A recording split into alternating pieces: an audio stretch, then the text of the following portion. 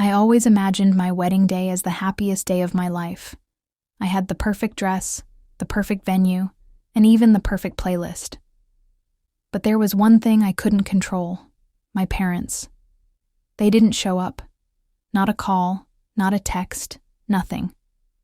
It wasn't that they were out of town or caught up with work. No, it was something far more frustrating.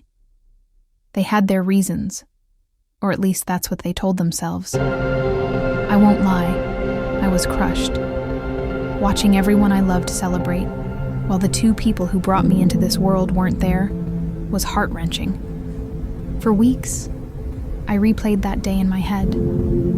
I thought maybe they had a good reason. Maybe they were overwhelmed, or something had come up last minute. But when I reached out, all I got were vague apologies and excuses that felt hollow. They didn't acknowledge how hurtful it was. They didn't try to make it right. Time passed. Life moved on. I built my marriage, learned to be happy, learned to forgive, but not forget. Deep down, I knew there had to be some kind of balance.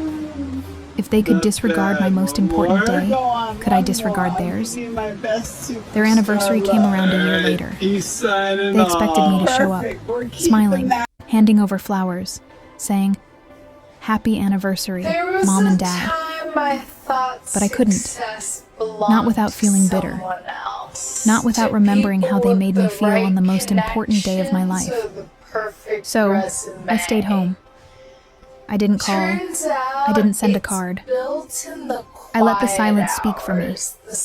And when my cousin texted asking why I wasn't there, I simply said, "I guess some lessons take time to learn." When they realized I didn't come, the texts started pouring in. "We don't understand why you're punishing us. We just wanted to celebrate. We're your parents." But the truth is, being a parent doesn't give you a free pass to hurt your child. Being a child doesn't give you the responsibility to erase your own pain. It wasn't about revenge. It was about boundaries. It was about showing that respect works both ways. I wasn't trying to make them suffer. I was trying to show that what they did mattered. That absence leaves a mark. Eventually, they reached out. And yes, the conversation was uncomfortable. There were tears. There were confessions.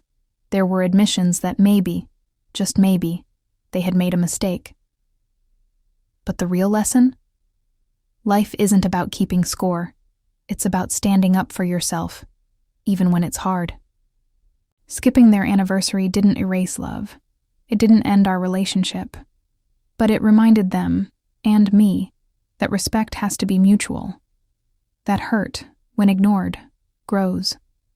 And that sometimes, the best way to be heard is through quiet actions, not loud words.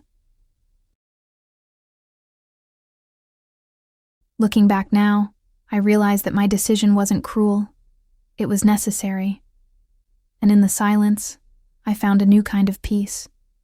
One where I can honor my feelings without letting resentment control me. One where I can love my parents, but also love myself enough to protect my heart. Life doesn't always guide